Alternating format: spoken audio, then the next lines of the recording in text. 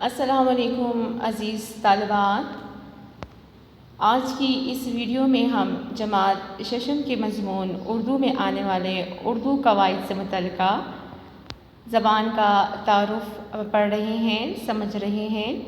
تو آئیے چل کے دیکھتے ہیں کہ اردو قواعد کیا ہیں اور زبان کیا ہے۔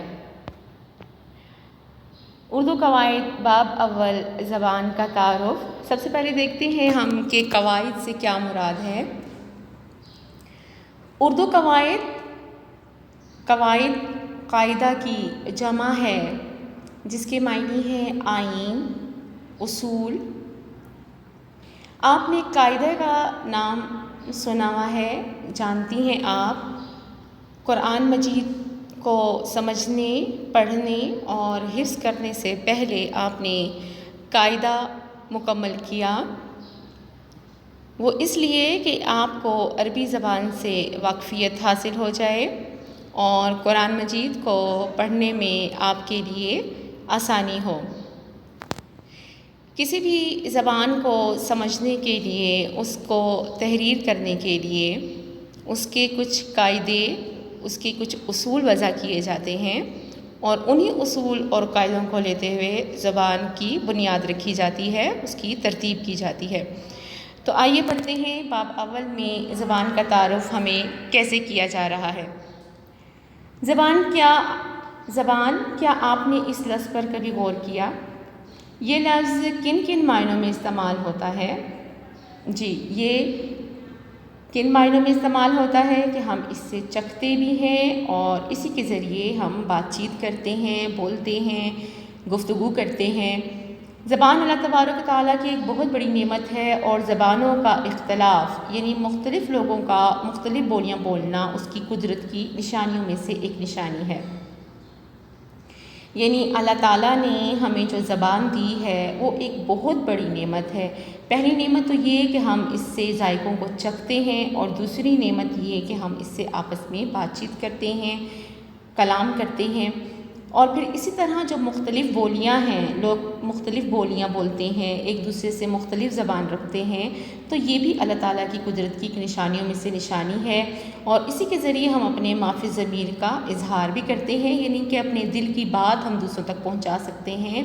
اپنی دل کی جو مقصد ہوتا ہے وہ ایک دوسرے کو بیان کر سکتے ہیں، یعنی اپنے دل کی بات ایک دوسرے کو بتاتے اور سمجھاتے ہیں۔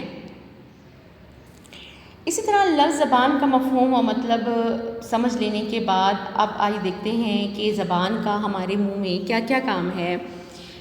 یعنی کہ ہم نے جان لیا کہ زبان ہمارے منہ میں ایک گوشت کا لوتھڑا ہے، جو کہ ہمیں چکھنے اور بولنے میں مدد دیتا ہے۔ یعنی ہم کھانے پینے کی مختلف چیزوں کو چکھ کر ان کا ذائقہ، مزہ جان لیتے ہیں، اور ان کا فرق بھی سمجھتے اور بیان کر سکتے ہیں کہ آم میٹھا ہے، لیمو کھٹا ہے، نمک کھارا ہے، کونین کا مزہ کڑوا ہے۔ ایسے کچھ چیزوں کا مزہ کثیرہ بد مزہ ہوتا ہے، اور کچھ چیزیں ذائقے میں پھیکی سیٹھی بے مزہ ہوتی ہیں۔ یعنی یہ تمام ذائقے ہم کس طرح پہچان سکتے ہیں؟ زبان کی وجہ سے۔ مزے ذائقے سے متعلق یہ تمام خصوصیات اللہ سبحانہ کی دی ہوئی اسی زبان کی ہیں، جو ہمارے منہ میں گوشت کے نرم لوتھڑے کی صورت میں موجود ہے۔ یعنی اسی گوشت کے نرم لوتھڑے سے ہم مختلف چیزوں کے ذائقوں کی ہم مختلف پہچان کر سکتے ہیں، اور اسی کے ذریعے ہم آپس میں کلام بھی کر سکتے ہیں۔ اسی طرح آپ نے دیکھا ہوگا کہ کسی بھی زبان کے لیے جب وہ زبان مقرر کی جاتی ہے تو اس کے لیے کچھ بنیادی اصول وضع کر دیے جاتے ہیں، کچھ بنیادی الفاظ ہوتے ہیں جن کو تحریری اور طور پر لکھا جاتا ہے، پڑھا جاتا ہے، اور اس کے لیے ہمارے پاس اس کے حروف تہجی ہوتے ہیں۔ جیسے کہ آپ نے پہلے پڑھا کہ عربی زبان کے حروف تہجی 28 ہیں حمزہ کے علاوہ، یعنی کہ عربی زبان کے حروف تہجی جو ہیں، جو مختلف حروف جب مل کے الفاظ بناتے ہیں، تحریری زبان بناتے ہیں، وہ جو حروف ہیں وہ 28 ہے۔ اور اسی طرح اردو کے حروف تہجی 35 ہیں حمزہ کو شامل کیے بغیر۔ یعنی اردو حروف تہجی میں عربی کے تمام حروف تہجی موجود ہیں۔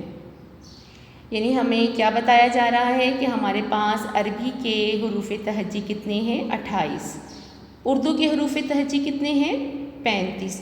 یہ تمام کے تمام 28 حروف ہمارے پاس اردو میں بھی موجود ہیں، مگر اردو میں ہمارے پاس کچھ اضافی حروف بھی موجود ہیں۔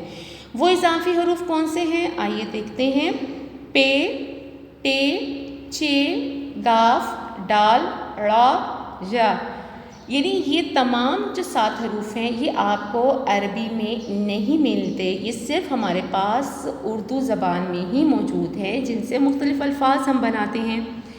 ان 36 حروف کے علاوہ اردو کے 15 اضافی حروف بھی ہیں، اور یہ تمام جو ہیں ہم پہلے جو ہیں وہ پڑھ چکے ہیں اپنی گزشتہ کلاسز میں۔ پھر یہاں دیکھ لیتے ہیں کہ اوپر بیان کی ہوئی تمام باتوں سے معلوم ہوتا ہے کہ تحریر کے لیے ہر زبان میں اس کی آوازوں کی علامتیں مقرر ہیں، یعنی کہ کوئی بھی زبان آپ اٹھا کر دیکھ لیں، ان کی آوازوں کی جو علامتیں ہوتی ہیں، جن کو ہم کوئی لفظ بناتے ہیں، حروف بناتے ہیں، ان علامتوں کو ہم حروف ہجا یا حروف تہجی کہتے ہیں۔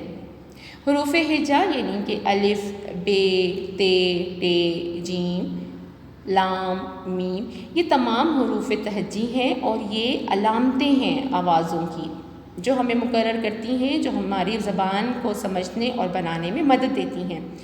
اس طرح تحریر کی زبان کی بنیادی اکائی حرف ہے، یعنی کہ آپ کوئی بھی زبان تحریر کر رہے ہیں تو سب سے پہلے آپ جملہ، فقرہ یا لفظ نہیں لکھتے، بلکہ ان حروف کو، حرف کو ملاتے ہوئے ہم لفظ لکھتے ہیں۔ تو بنیادی اکائی پھر ہمارے پاس کیا ہو جاتی ہے؟ حرف۔ پے، ٹے، چے، گاف، ڈا، یہ تمام کے تمام جو ہیں یہ حرف ہیں، ٹھیک ہے؟ اور 2 یا 2 سے زیادہ اگر حروف مل جاتے ہیں تو وہ کیا کہلاتے ہیں؟ لفظ۔ یعنی 2 یا 2 سے حروف کا مجموعہ لفظ کہلاتا ہے، اور کئی الفاظ کا مجموعہ جس کے پڑھنے سے پورا مطلب سمجھ میں آ جائے جملہ کہلاتا ہے۔ یعنی کہ 2 یا 2 سے زیادہ حروف جب آپس میں مل جاتے ہیں تو وہ لفظ بنا لیتے ہیں، اور الفاظ بہت سارے جب ملتے ہیں اور ایسے الفاظ جن کے مطلب بھی ہمیں سمجھ میں آ جائے جملہ کہلاتا ہے، اور اگر پوری طرح مطلب سمجھ میں نہیں آتا تو اس کو ہم اس الفاظ کے مجموعے کو ہم فقرہ کہتے ہیں، ٹھیک ہے؟